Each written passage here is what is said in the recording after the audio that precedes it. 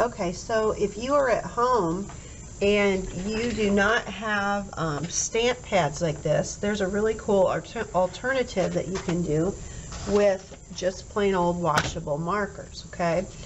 What you would do is use your markers for your ink. So you just take your marker gently so that you don't scratch your printing plate. I had somebody push really hard with their marker one time and it left scratch marks all over their printing plate. So I'm going to do this up here on the paper towel so I don't get it over my desk. But gently put marker ink all over your printing plate. You want to get, if you're doing this at home, you're going to want to have all of your plates ready, okay? Because once you spray, we're going to spray this paper, and then you want to print on it while it's still damp. So I'm going to actually ink up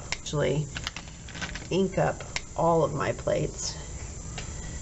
If you're doing this at home, and obviously you won't have the exact same foam, but you can use like if your mom and dad buys meat at the grocery store, those meat trays are made out of foam. You can cut up, well, first wash them really good, but if you wash them really good with soap and water, dry them, and cut out little squares, you can actually make your own little printing plates at home. Very similar to these. They work the same way.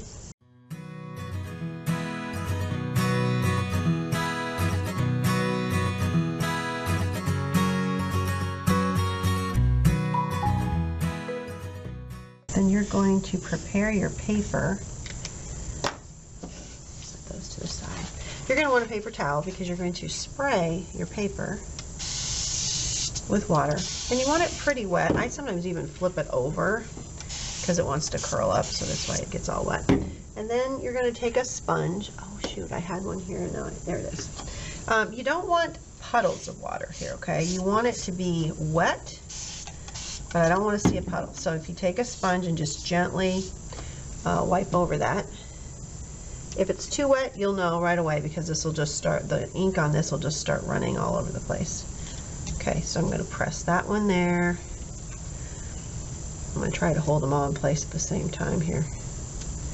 That one there because I want to give it a really good massage. I'm trying to put all of the A's facing the same way. If I didn't tell you in this video, see how I've marked all of mine with A, B, C, D so I know which direction they're facing, or you could just put top if you wanted to do that. Then take a piece of scratch paper, lay it over top, and give them all a really good massage. You want to really press that ink into the damp paper. These are sometimes trial and error because if you get too much water, it gets runny. It's better having just the right amount of water. And then lift those off. That was a good print. Try to lift them straight off and don't let them move around because you can blur. Ooh, there we go. Okay, and then this just has to dry. And there we have it. I have a printed piece of paper with my patterns. This one has 4 different patterns, so if you're at home, you're going to probably be able to experiment more than we are here in the art room because we're limited on time.